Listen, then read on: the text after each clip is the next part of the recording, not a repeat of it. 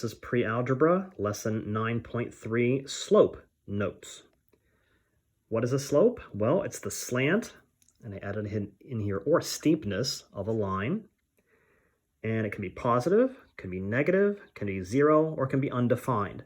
The slope formula is this formula right here. You're going to have to memorize this for Algebra 1. So we call the slope m, and that's equal to y2 minus y1 over x2 minus x1.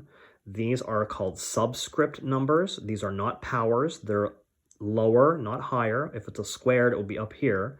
It's just a subscript every single time. It's just a label. It has really nothing to do with anything mathematically. It's just a label. Okay, so remember that when we get into the exercises. Let's talk about the slopes. From the previous lesson, we talked about positive and negative. So positive goes uphill, negative goes downhill. Zero and undefined are your horizontal and vertical. So think of just walking. If you're walking uphill, you have a positive slope. If you're walking downhill, that's a negative slope. If you're just walking on a flat surface, that's a zero slope. And nobody can do this. You can't walk up and down into the air or into the ground. So that's why that one's called undefined. So positive and negative, not really hard to memorize those two. Just be careful with your zero and your undefined. Zero goes horizontal. Undefined would be your vertical. Okay. Getting into the exercises then, what I try to do every time, I did for the first three questions anyway, I label these. You label your coordinates. We talked about coordinates in the last lesson. So your first coordinate would be x1, y1. Your second coordinate would be called x2, y2. Let's say there's 15 coordinates. As I said before, they're just labels, so the last fifth of the 15 would be x15, y15. They're just labels. You're just going to label these. The better they're labeled, then the easier it is to just drop these numbers into that formula. It's just labeling to help organize.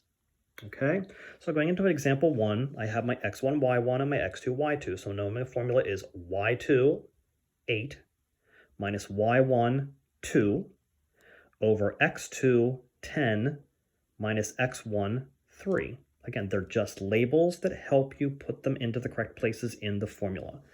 8 minus 2 is 6. 10 minus 3 is 7, so your slope is 6 over 7. What that means is when you would graph that, starting from 0, 0, the origin, you would move up 6 and over 7. That's what slope does. It's called rise over run. Rise means you go up or down first. Run means you go to the left or right second. That's different than actually locating coordinates, which we talked about in the previous lesson. Locating coordinates was left and right first, then up or down. Slope is the opposite. It goes up or down first, then left or right, based on whether these are positive or negative. And we'll explore more of that in just a moment. Second example, 5, 1, 0, 4, x1, y1, x2, y2. Again, you're just labeling them to know where they go in the formula. y2 is 4. Minus y1 is 1, gives you an answer of 3. x2 is 0, minus x1, which is 5, is negative 5. Now here's a trick with this one. You don't have to graph these yet, you just have to get the answers. So it's okay that the negative is on the bottom, but what you would do in the future is just call that a negative 3/5 slope. So to graph that, you would go down 3 over 5 to the right. So even if the negative's in the bottom, just throw it up top. It's not going to really change anything. It's going to be the same exact answer. Number 3, x1, y1, x2, y2, just going through and labeling.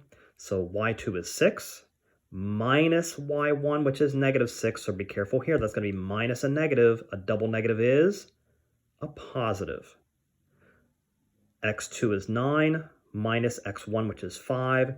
6 plus 6 becomes 12. 9 minus 5 is 4. This is something that can be reduced. It's 3 over 1. Now let me express this. If you have a 1, please keep it. Don't just call it 3 over 3. Call it 3 over 1 because that is a determination of travel, which means you would go up 3 and over 1. So anytime you have a 1 in the denominator, please keep it there. Moving to number 4, notice I did stop labeling. You may continue labeling if that's something that helps you. So please do if it helps.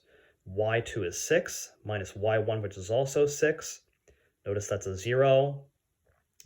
x2 is 1 minus x1, which is negative 8. So double negative is a positive, so 1 plus 8 is 9. 0 divided by 9 is 0. That is going to be your 0 slope. That's what's going to happen there. Number 5. y2 is 9 minus y1, which is negative 7. That's a double negative. That's a positive 7. That's 16. Over x2, which is negative 3, minus x1, which is 5. Negative 3 minus 5 is negative 8. Also be aware this also reduces. 16 divided by 8 is 2. We'll call that a negative 2 over 1. Again, you're just sliding that negative up into the top. It's fine either way, but I would, just for future reference, always put those negatives that are on the bottom, put that negative up top. So negative 2 over 1. That would mean you go down 2 over 1 when you graph it. We'll talk more about graphing in future lessons. Number 6, y2, which is 7, minus y1, which is 3, gives you 4, over x2, which is negative 1, minus x1, so double negative, minus a negative 1 is positive 1, gives you 0. Now, it's common knowledge that you cannot divide by 0. If you have a 0 in the bottom of your fraction, that, ladies and gentlemen, is undefined. You cannot have that. So that is your answer. That is what you put for your answer. That is what you write for your answer. That is the answer. It is undefined. Moving to numbers 7, 8, and 9, all you have to do is graph these, and we're just going to determine what kind of slope it has. So negative 1, negative 3 means you go down, back 1, down 3. 3, negative 5, over 3, down 5. Connect them with a straight edge. You can also find the slope by doing it mathematically. Negative 5 plus 3, again, that double negative, over 3 plus 1, again, because of the double negative. That formula is always going to have minus. So when you are subtracting a negative number, like you are here, that's why they become positive, as we also explored in a couple other questions previous to this. Negative 5 plus 3 is negative 2. 3 plus 1 is 4. That reduces to negative 1/2. So technically, here's what would happen. To get from here to here, you would go negative 1 over 2, down 1 over 2, and you get there, negative 1 over 2, negative 1 over 2. Guess what? You hit that second spot. You may have to have repetition, and that's okay. But that's what slope does. It gets you from one point to the next one. Number 8, negative 2, negative 4. So down, back 2, down 4.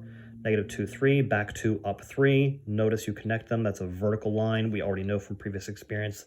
And by the notes, that's undefined. That's all we have to find out for that one. You don't even have to find it numerically, because if you graph it first, there's no sense in doing any mathematics when you already know it's going to be undefined. It's a vertical slope. And number 9, negative 1, 2, back 1, up 2, over 3, up 4. You can see that's going to be a positive slope. So let's go through the mathematics and find out what that would be. y2 minus y1 is 4 minus 2. x2 minus x1 is 3 plus 1.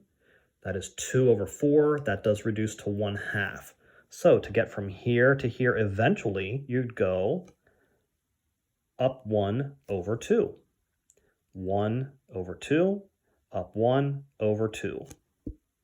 So there's the path of travel. That's what a slope does. It helps you find that path of travel from one point to the next. So there are your slope notes.